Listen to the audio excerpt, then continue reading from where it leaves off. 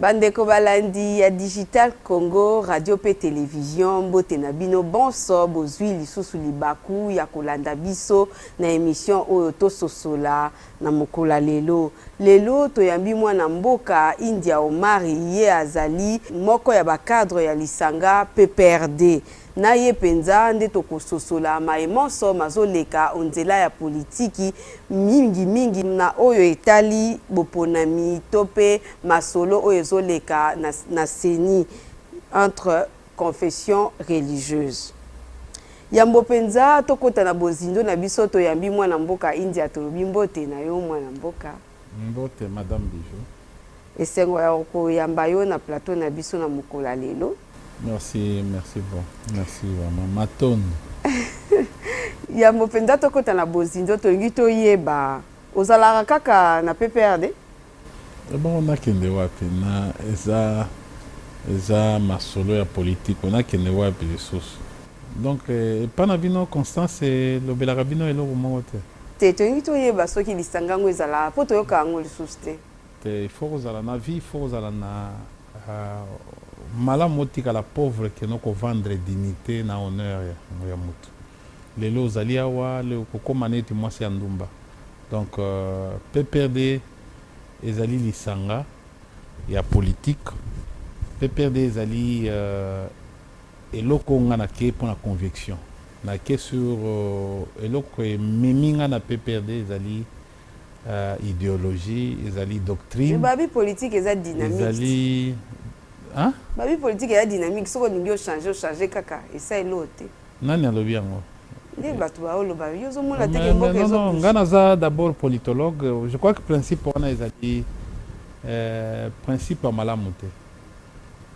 Ezali principe ya malamu te na ebite soki bozwi yango wapi les faits ou bien bon biso toyebi na ndenge biso tosalaka politique toyebi que non to dépendre na ba fait.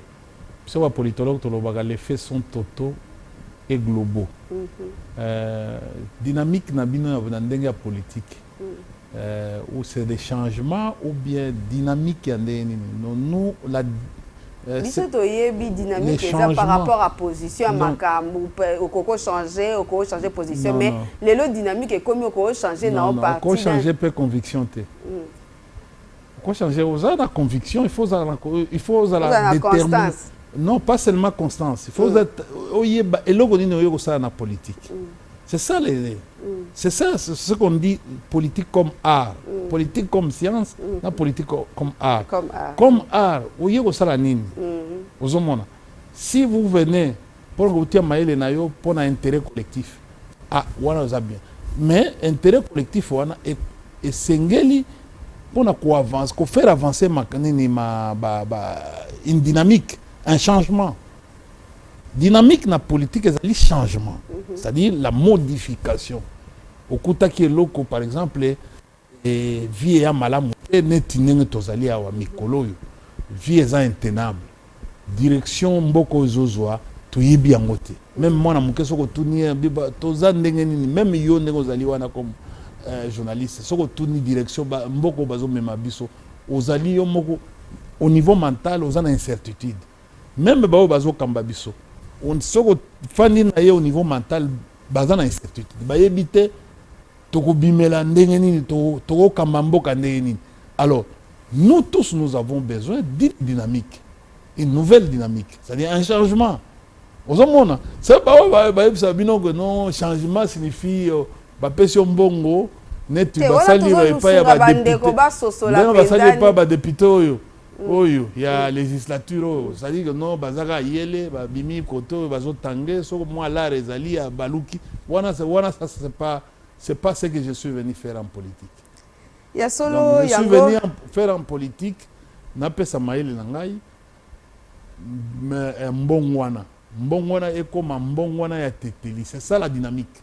Ya solo penza dynamique yango eza makasi mais motune tunami pona ba défection eza mingi na côté ya PPRD to mona ki pe FCC tozoyeba te soki lisanga ngo ezalaka to pe ezalaka lisusu te tozela rapport ya cellule de crise ti lelo pe ya kate toyebi te eza ndenge. Non, d'entrée de jeu je veux te dire que non ba structure na biso ezala oyo ya PPRD ezala FCC toza makasi tozo sentir te non mais au fait nayebi te moni maman moko ezaka maman moko oyo bakonzi balobi toza na covid parce que biso tolingi biso au niveau ya PPRD tolingi to perdre te neti baninga mosusu lelo tokoma na côté wana tokoma na plus de 100 personnes bazokufa on comprend mais pour na biso toza na besoin ya bato na biso to protéger bango parce que kala mingi te tozo démarrer mais pour na protéger bango il faut que teya bango pour na oyebisa bango que non nyonso bazoloba wana biso dans nos dangers za pembeni na biso danger nous guette omoni covid oyo ekoma neti système ya iPhone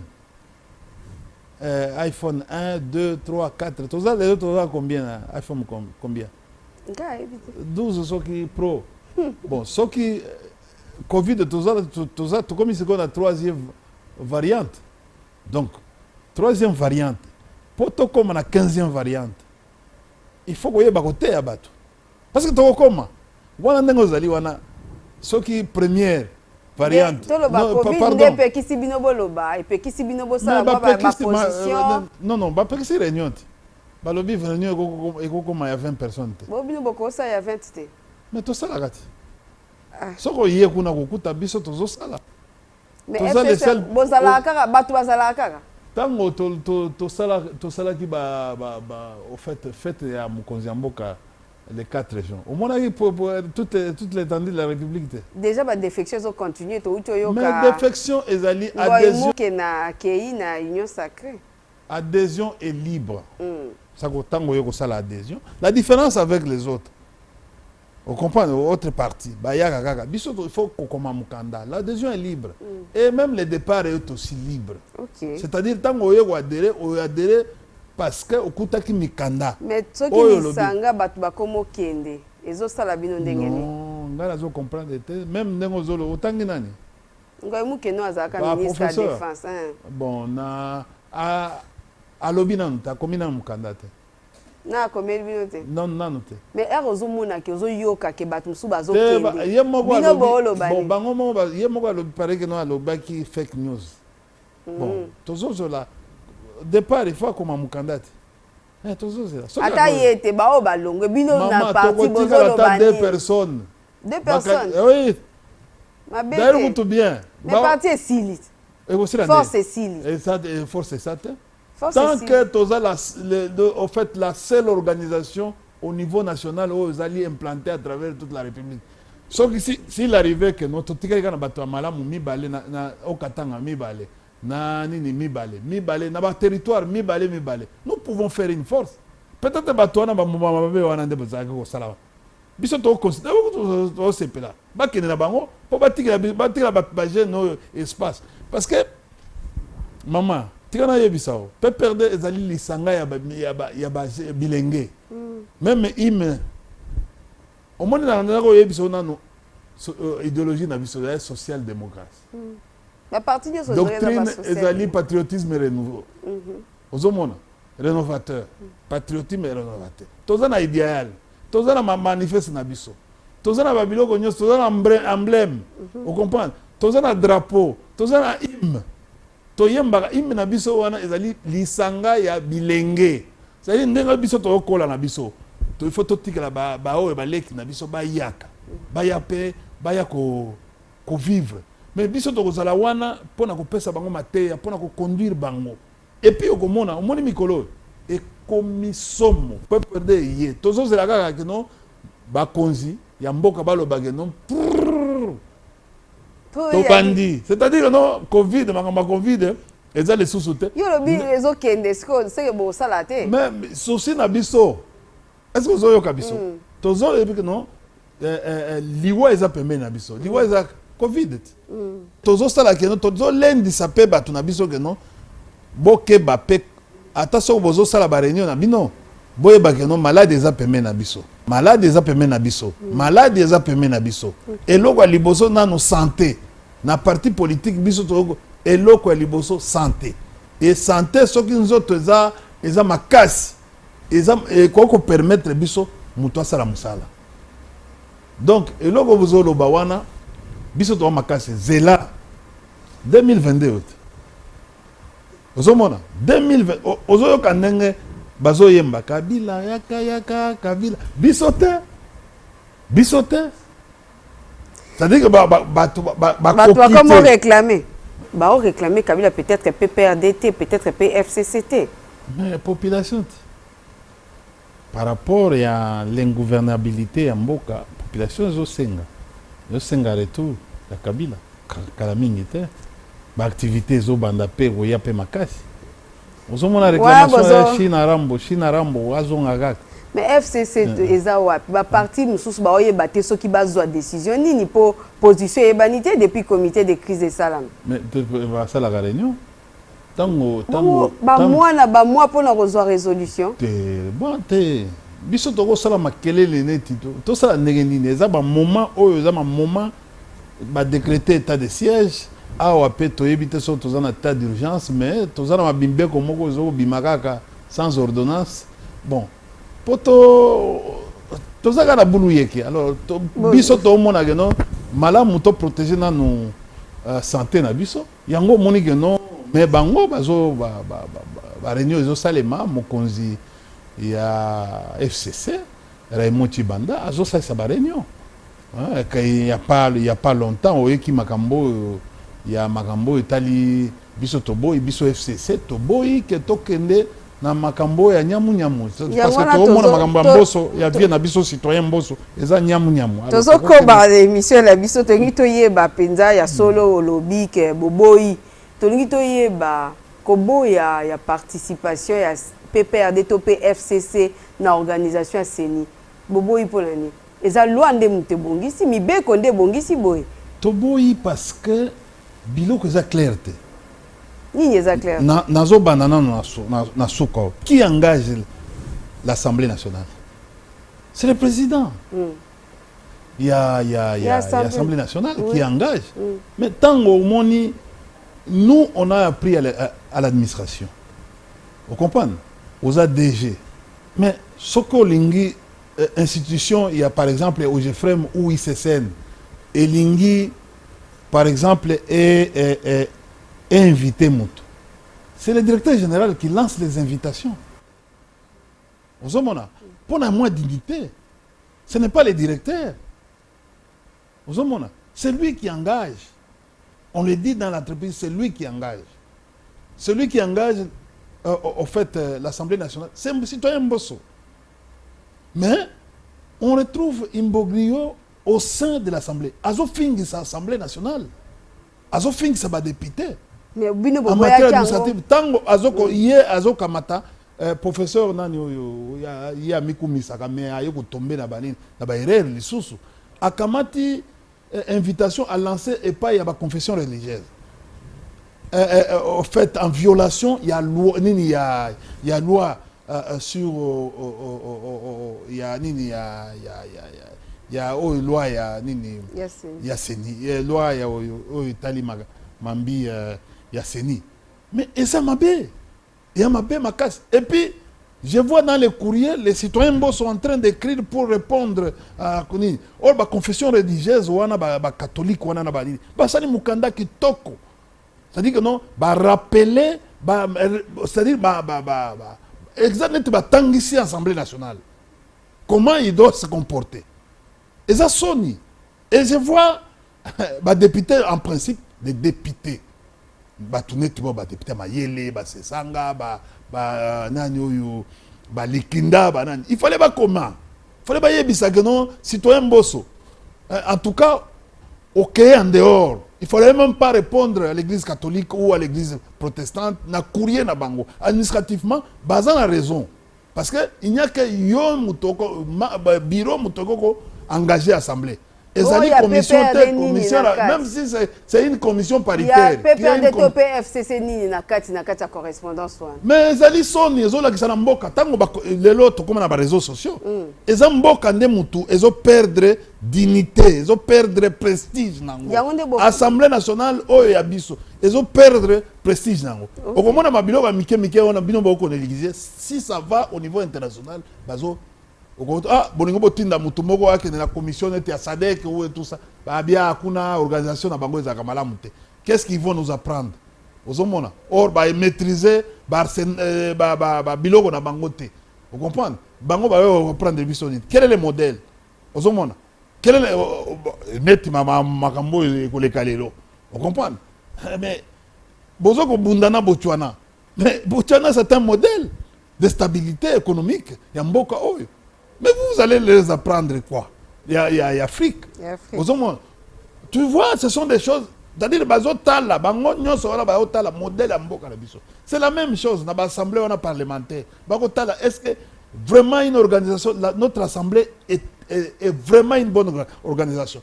Tant qu'on dirige des débats, on conduit les débats vers la dictature. On a arraché mes collègues, mais sans dignité, sans... Vous sentez, regarde aujourd'hui, même les journalistes, débat assemblée. Pourquoi? Parce que baby. Et baby pour Nini.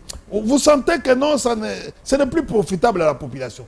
Ça devient comme une caisse de résonance. Tant que le président de l'Assemblée nationale, bon, nous venons ici, c'est pour Nini vision et Mokonzi. Non!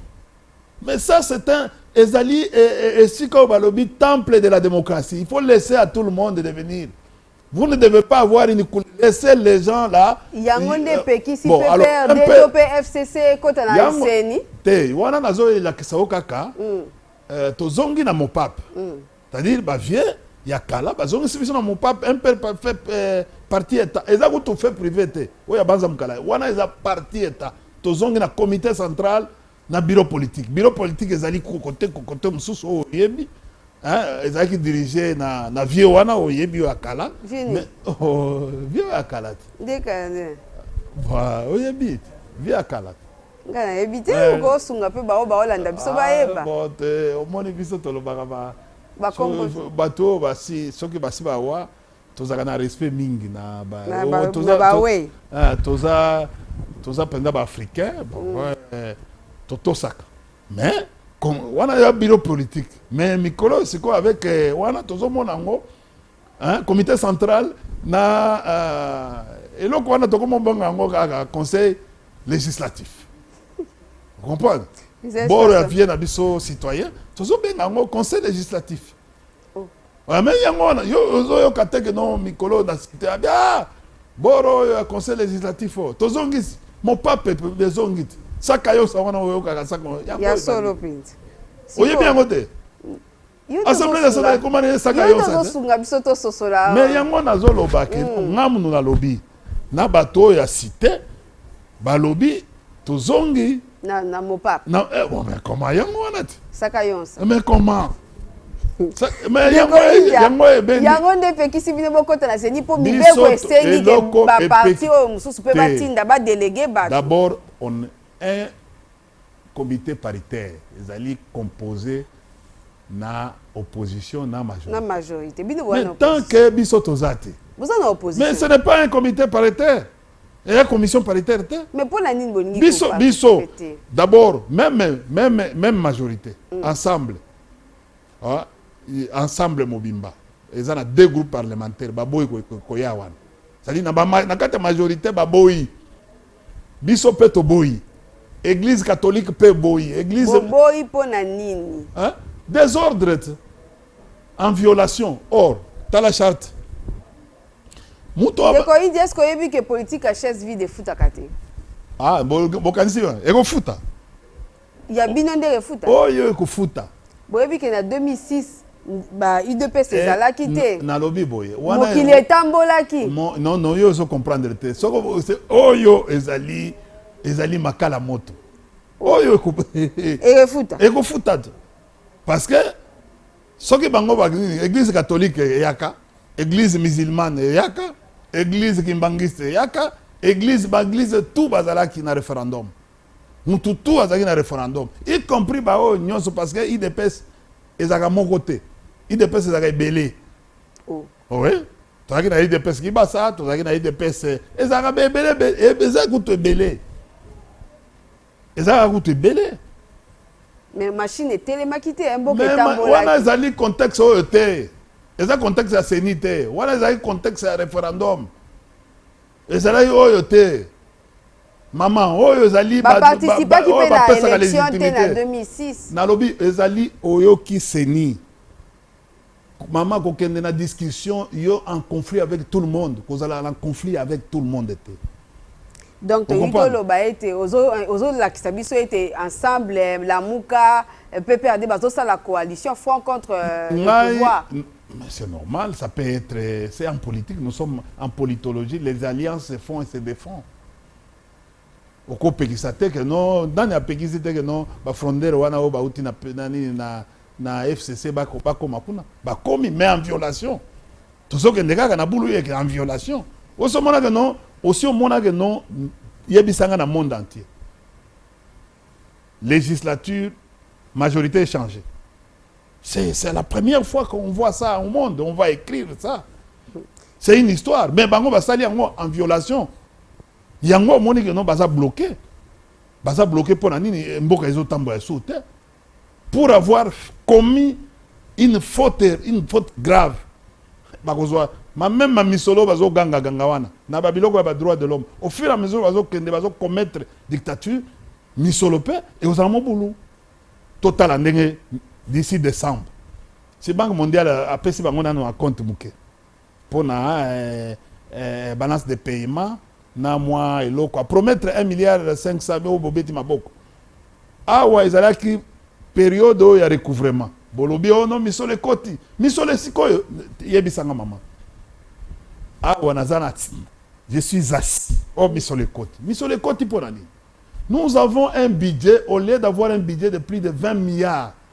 Namboko, tozana budget à 3,3 milliards. Ta o pe bino botikat. Biso tokendaka tina 8 milliards 200. Na suka kitaki ka. Dans lobby bon ekiti avec toi qui a un problème il y a oh bah bengi crise et kitaki na 6 000 et tika ko kitati na ba 3 000 te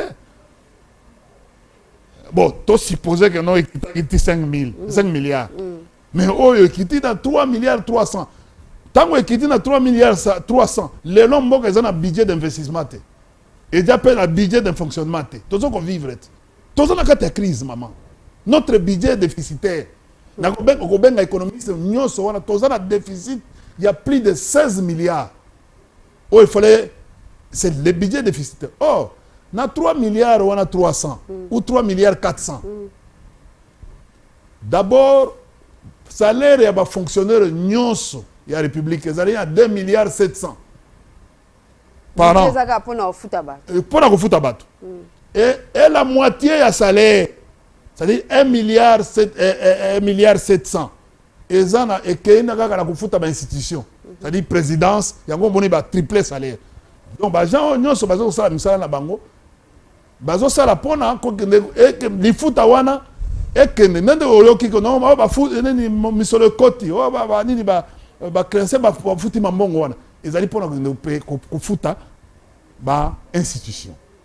Les restes ya mbongo etikalinde ba futi ba fonctionnaire nyos yebisangai ndeko india mais makambo zo évoluer quand même sur le plan social bondi mapenda nini évoluer ba billet d'avion ba biloko ekiti na wende tika mama tika na tika ndenge tika toloba maka mususu oh tika mais billet ekiti na lobi nango yebisa yo tango kenda ofuta billet hein depuis yo kenda ofuta billet ofuta billet ba komi kilo combien la avion nyonso ezaka kilo ko yondo voyage à mi mais aux allez journalistes kilo ezaka 30 kilos soki ezali na billet économique 30 kilos na kosi soki ezali na billet business 40 kilos plus 10 kilos ça dit ndenge ozala wana ya maboko mais tango bazokitisa yo aussi omesane ko voyager ngo na 30 kilos parce que OK ya kozonga na Lubumbashi na Bitoyo ou bien OK na Goma kozonga na Madesu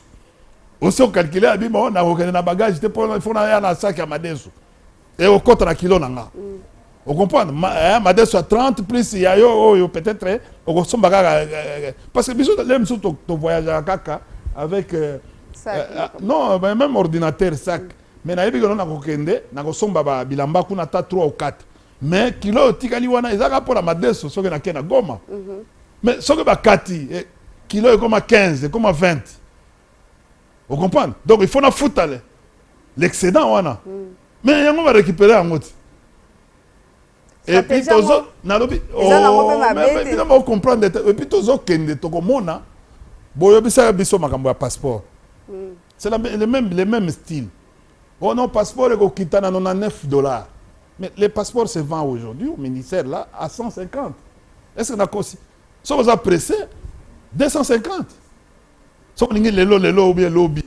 So to bandi ko tia ba frais oyo ya o frais ya tel ya aner tout ça. To comme na monta wana te. D'ailleurs kutu mikolo passeport les ki kutu ndenge ezali kala. Mama tika nanu to zongeli makambo passeport. Est-ce qu'on comprend dans côté? Officiellement, les passeports se vendent combien? Oh, bah, il s'agit que nos passeports est comme même $100. Mais tous vivre, quelle est une affaire étrangère? Na kolanda o malamu ozo la kisabiso ke billet pesant na opeka abebo. Mais tous kende ka la système a les jaloux. C'est ça système à tous les jaloux. Chile jaloux za la kisandela. Trasendela. Hein? Chile jaloux. Hein? Mais c'est-à-dire que mais système est en c'est quoi ça système il y a servir non mais c'est servir des systèmes en gros c'est-à-dire quoi mboka to mona ngo donc bozo dribbler politique bozo dribbler obiso mais ça boulou yeke mama talao omoni pont oyo bon nake na bandi na pont oyo na on pont route on bozo benga mino saut de mouton. Hein? Mais maître d'ouvrage, c'est la présidence de la République, non? C'est ça, non? Mais jamais au monde on peut avoir maître d'ouvrage et président de la République. C'est exceptionnel. Mais il y a tous les jeloutés. C'est un mot. Et puis, et là, quand on a tant que maquette, il y a Asanef. Et là, 2-2. Mais va diminuer va bender 3 fois les montants. Mais c'est qui maquette, t'as la maquette originale, c'est 2-2. Mais va bender en mouké. Et comme on a voix, moi qu'on a voix moussous. Il y a 4 voix. Vous comprenez? Toye na il y a 24. La même chose. T'as la nengezali kokota. Soke na poto. Basso de moutons. Soko sali erreur na volant au mi beti yango accident tout ce que mon ango même pas maquette bâtie signalisation pour la lobakeno vitesse nini oko matanango parce que ça pont embouteillage comme ça la coûte na carte à pont eh ben dirait il y a ouvrage on a combien pour combien de temps il y en a pas aux hommes on a tous on a boulouye que voilà ça s'appelle tirer genou vous comprenez il y a un système gaga les jaunes.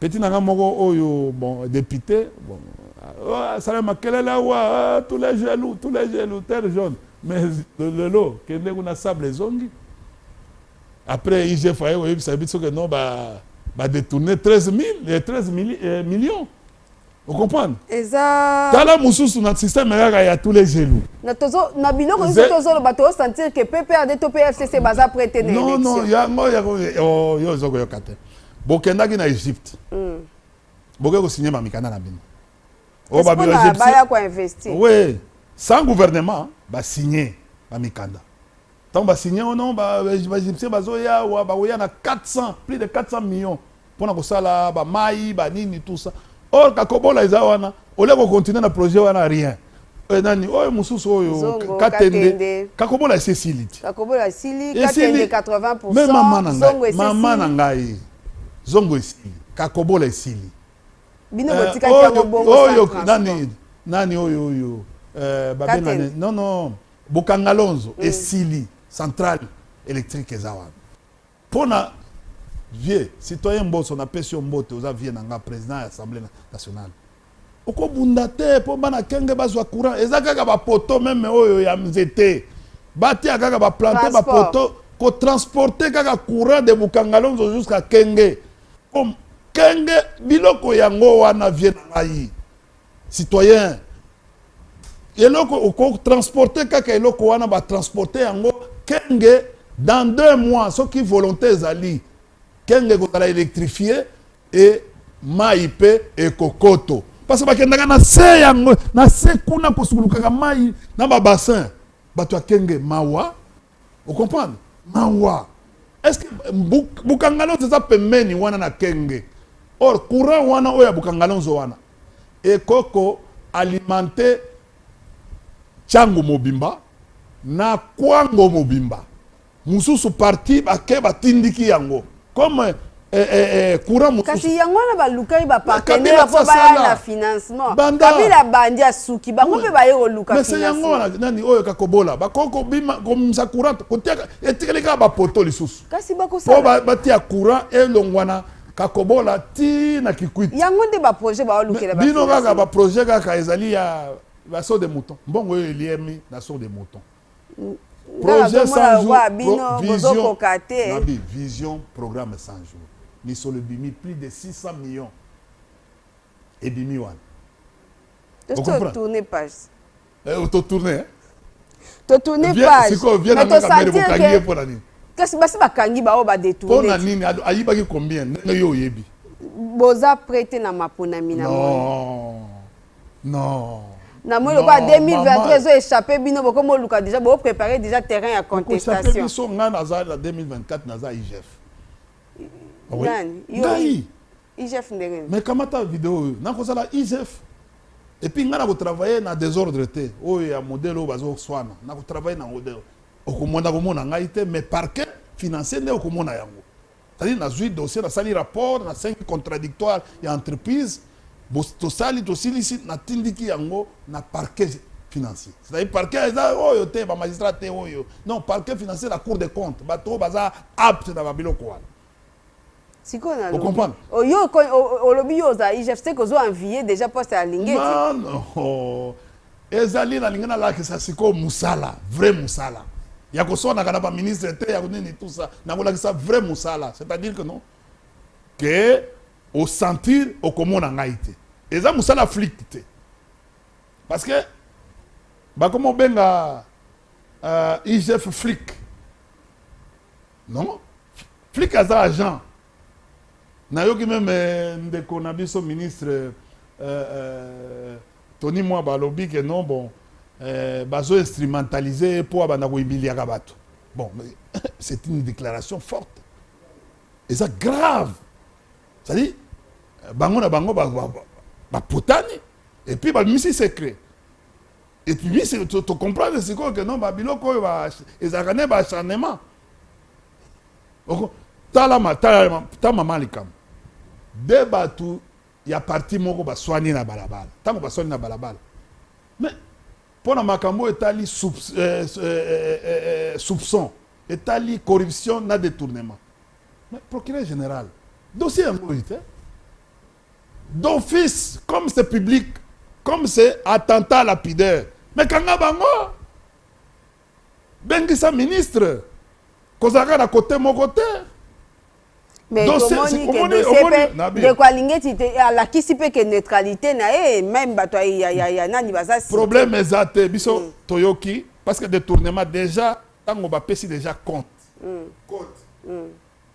Ba pesi déjà code na comptable public.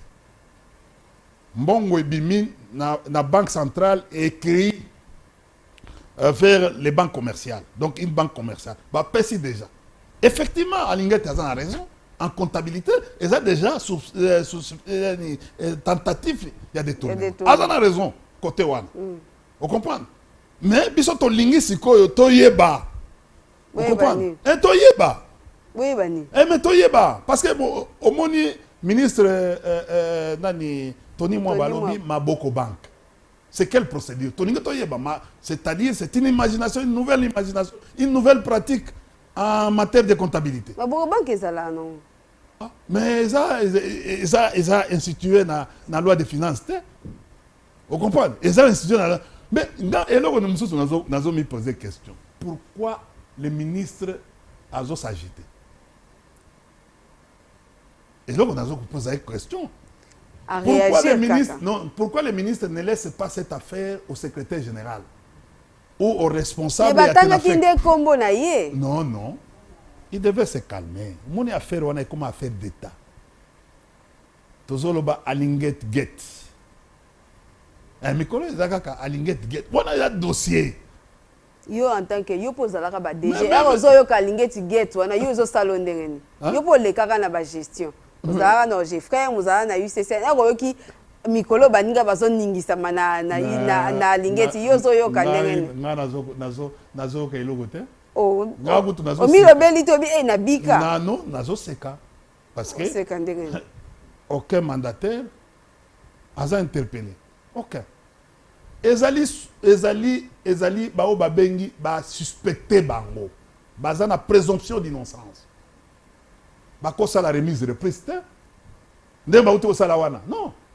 Parce que les mandataires là sont supposés être payés jusqu'à la fin de la carrière na bango. Na yoki lisusu bazo suspendre bango ba paiement na bango. Ba suspendre parce que basi ba intérimaire. C'est du désordre. Ils ont respecté la loi en ligne. C'est du désordre. Si vous suspectez mandataire et que vous suspendrez, le ministre a suspendré, c'est son intérimaire qui joue le rôle. Beaucoup ça la paix remise reprise. À cause ça, là, conformément, c'est automatique. Ça va automatiquement. Oh, comment la remise reprise net ma nomination. Et c'est une fois au monde en droit administratif. Bino autant dans le système actuel. Est-ce que vous se prenez à bilo quoi? Maman, biso tant que travailler ba texte wana na copyright puis bon yete la loi est claire, la loi de 2008 est claire. Yango komona biso biloko nyonso tango na kozana na IGF na kosamisa bango na 2024. Parce que c'est en violation. Yo na IGF ça pour l'acharnement ya ko traquer baninga. Non, ezali quoi? Non. Na kolakisa bango comment et je vais travailler, na ko travailler na comptabilité. On comprend, conseil général de la comptabilité. Et ça m'a cambo. Oh. Yo mo zo miche de na IGF. Mais naza tala. Maman bijou, tant on a lingaki na kende ICCN. Sina lobaka. Ya so. Et na comment rater. Tant on a lingaki na kende na ofida, na yeko se retrouver na nini na OGFREM. J'avais dit. Vous comprenez? Mais prophétie. Mais esa prophétie mon expérience va m'envoyer, va faire à ce que tant que quoi, Bokonzi, en 2023. Parce que match. Ah, donc vous êtes déjà prêt pour la maponami à 2023. Mais match c'est Sili. Oh, match n'est Sili. Oh, match c'est Sili. Non, tu bandite. Match, Ekobanda. Mais non, bandite. D'ailleurs, on chanter victoire avant la guerre. Mais dans le Biso. Kabila yaka Kabila zonga. Ah yango te urne. Mais non, urne yango oya salime na Zambie yango urne. Yango de urne. Ndeko wana Edgar azalaki na Seni, azali na cour constitutionnelle, azali na armée na makamunyu. Ndeko India. Et puis témoin na biso azali Jean-Marc Kabundi, ndazaki témoin kuna. Ah oui, 520 gigas na pesi mbote. Mais à se rendre compte que non. Et c'est ça. D'ailleurs, écoute, vous voyez que non, le fait que Jean-Marc Kabunda s'est retrouvé dans l'organisation, il y a observation, il y a une élection. Comment on peut, comment il se trouve dans l'expérience? Neti Sapou, neti Jean Lucien Kambo, Sambo, neti Kadima. Parce que Kadima n'a pas organisé l'élection à Tanamboka Morote. Tous ont été des observations, une équipe d'observation. Vous comprenez? Au moins, on a une expérience. Non. Les gens qui ont l'expérience, ils allaient battre Mirimo, Malumalu, ils allaient Nanga, Malonda Rossar, qui a une expérience au niveau international. Kokende, ko supervisé, na kokota, na Seni, ya nini yo, Seni ya Corée du Sud, la meilleure organisation au monde en matière d'élection. Mais Moutouana bandimi na Ilokwan. Mais c'est grave. Nous avons des gens comme Albert Kisimba, Bazaï Belé, Bakankonde. Des bateaux bino bozongi ça. Non, des bateaux yo bazana expérience et organisation élection. Oyo mususu oyo bozo discuter o aki na église Songolo atikala jamais ko zala baptisé. mais vous retrouvez comme la souke émission la biso balobi télévision za ngonga dossier moko to lobi teza ya kikaya maman Idi même dans l'église musulmane c'est pas baptisé ba yebisa biso ndeko na biso Denis ba baptiser ye mukolonini na lié nini na église kimbangiste. Et pourquoi je suis en train de me poser la question, pourquoi l'église kimbangiste a appuyé mutu na bangote? Ozomona omoni makambo oyo balobi ono auti na église ki biso to yebi bana bandal to yebi église na akenda ko sambela. Mais tozo comprendre te église oyo. On comprendre? Ce que ezaki nzaki mwena. Oningo komona église kimbangiste ngaka sa. Comme église kimbangiste.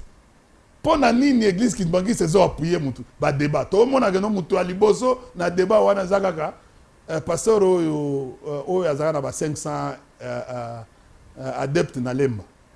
Vous comprenez? Nous tous mona ye. Aza à la tête, tikaba kimbangiste va défendre mutuna bango si réellement aza kimbangiste. Vous comprenez? Mais tous comprendre te, mais ba catholique va défendre ka mutuna bango. To mona ki oyo ya goma tango malu. Mais avec naye a tellement. Avec malu. Mais diocèse de Mobimba ya Beni Butembo, et tellement. On comprend? Et tellement. Catholique, on peut tellement. Pour la malumalo. Et ça a fait. Nanga peut. C'est tellement. Mais tout le monde a que non. Chef spirituel et à l'église qui m'agisse. A tellement. N'a pas tout le monde. Pasteur Abi Moutunabiso. Pour la Kolanda yo. Magambo nyoso tout. Ezam bilinga. Mais boza après. Pendant aucune élection. Boboyi kokota na kati ya seni. Nani a organiser l'élection? Mais bateau bazali, c'est la continuité. Nanga ko organiser l'élection. Oh. Nanga ko organiser l'élection. Vous avez un calcul. Mais bateau mususu wana bazali. Tango nanga organiser l'élection. Bolobi aza mutu na biso. Mais nani mutu azui élection. Est-ce que le président Félix, le président de la République Félix azalaki na armée? Est-ce que azalaki na seni, azalaki na cour constitutionnelle? Mais aleki. Il y a solo penza maman bijou ata soki bapakoli dongo ata soki bapakoli vix ya ba chinois ata soki bapakoli mafuta ya nguma ba glisser te tokopesa ta inerte oh population ozomona est-ce que ozomona attitude de la population? Le secrétaire général a lobby na décembre élection qui salama bisonyo soto kende na urne. Secrétaire général. Il y a eu deux PS. Il y a majorité parti au pouvoir. Famille présidentielle. Oh. Famille il y a parti au pouvoir. À lobby. Bango baza prêt na élection. Baza prêt. Baza te ya lobby na décembre 2023. Pourquoi bango bazo insister na candidat na bango da vie ou la mort? Candidat de vie et de mort. Pourquoi? Batika match ezala. Parce que match ozo que nango eza match kwata. Il y a solo eza match kwata, c'est-à-dire que notre terrain eza milangi. Vous comprenez? Poto gardien tous les deux qui perdent ba kozala te. Poto kozala vide. Mais balle ezali ya libende. Vous comprenez? Ba joueur, biso ba joueur tozala makolongulu mais na terrain ya milangi. Arbitre, azali baba. Vous comprenez? Mais avec sifflet. Mais juge de touche, ça aveugle. Baza baba, deux touches, mais na kitambala. C'est-à-dire que non, ozi. Mais yango, ndundu kumpala. Ndundu kumpala. C'est-à-dire bale ezali. Parce que bale ezali, il faut ndundu kumpala. Bobeta bale wana libende. Mais boko zoka bino nyos. Mais yango moni mazembe azui penalty na carré. Oh. Mais que Mazembe a joué penalty na carré. Est-ce que vous comprenez que non Mazembe a joué penalty na carré? Na pesi mbote pa ya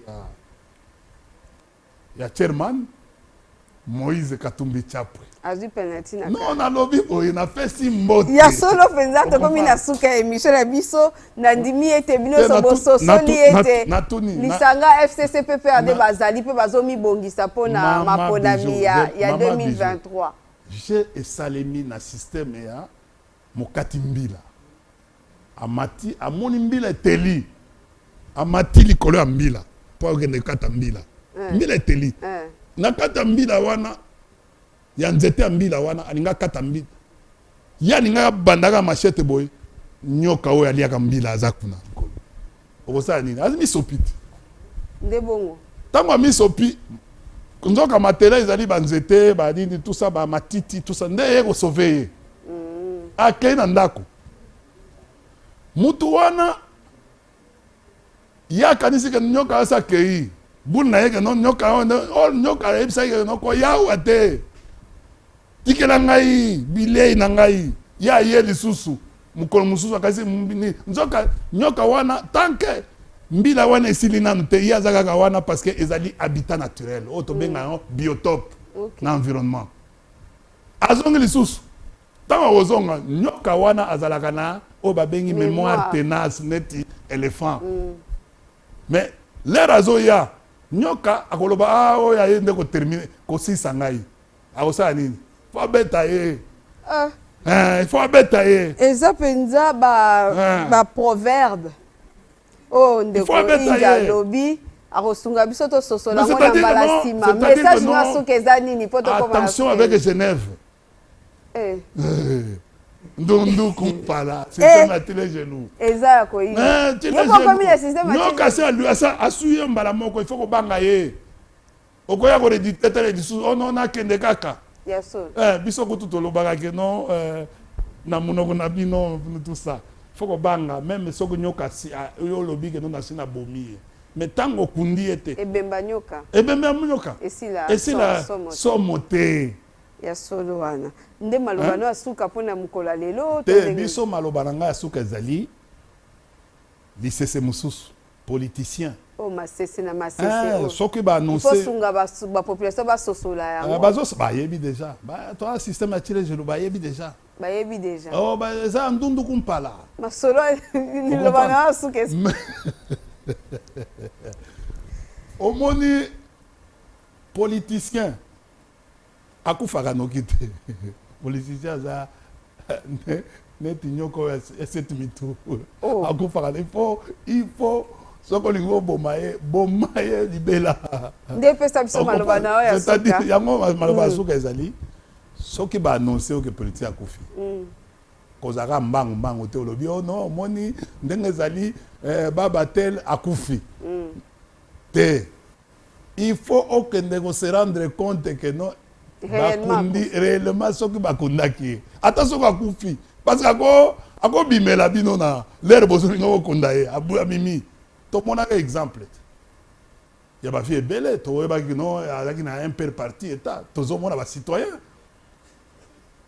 balamuki na baage okomonaka no alamuki keba olamuki na ntongo boyebi bon c'est fini pour lui india wana c'est fini oyo wana c'est fini oyo wana c'est fini oh non kamele c'est fini oh tout ça c'est fini oh milingano c'est fini oh kikaya c'est fini non bakufi nanu te kikaya kutu exilé mais eza maloba suka po tokomi déjà na suka émission moye tokoba eza susu te yokaka mpona nakomisa te émission esili moye ngonga nde eza esusu te yango nasukisa oyebi na droit soki bazokumisa yo balingo baboma yo ozokima mbangu il faut kima mbangu soki bakangi yo te eza infraction te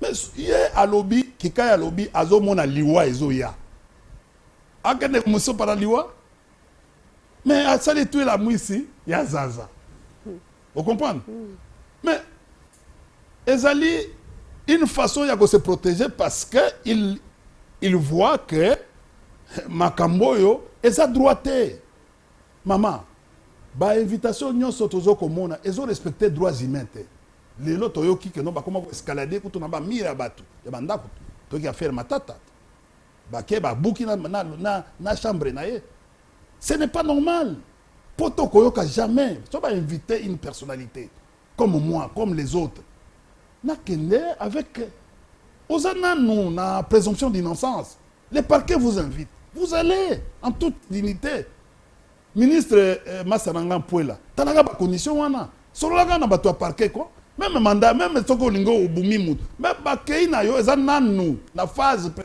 juridictionnelle bako ya ndenge ono tout ndenge brutalité en régime de brutalité leki kikaya lelo vous comprenez premier exilé politique d'abord comme ebele to komi na suka bato bazo komona eloka kikaya wana bazo seka ono akimi non kikaya c'est un politique. Il est diplomate. Quand un diplomate commence à fuir dans son état, il y aura l'implication des questions des droits de l'homme. Problème est droit de l'homme. Droit de l'homme est risqué de bloquer les sous financement au banque centrale. Bande ko na biso bazo gérer biso bakeba. Basa rassemblante tam sous dans l'expérience. Merci de ko India ya solo penza bakeba pona ko gérer mboka to komi na suka matondo na bino ko brutalité baza poser matala matata muto abatu azongi bokoma ko yango matele na bandako bokoma en violation procédure est-ce que ya malamu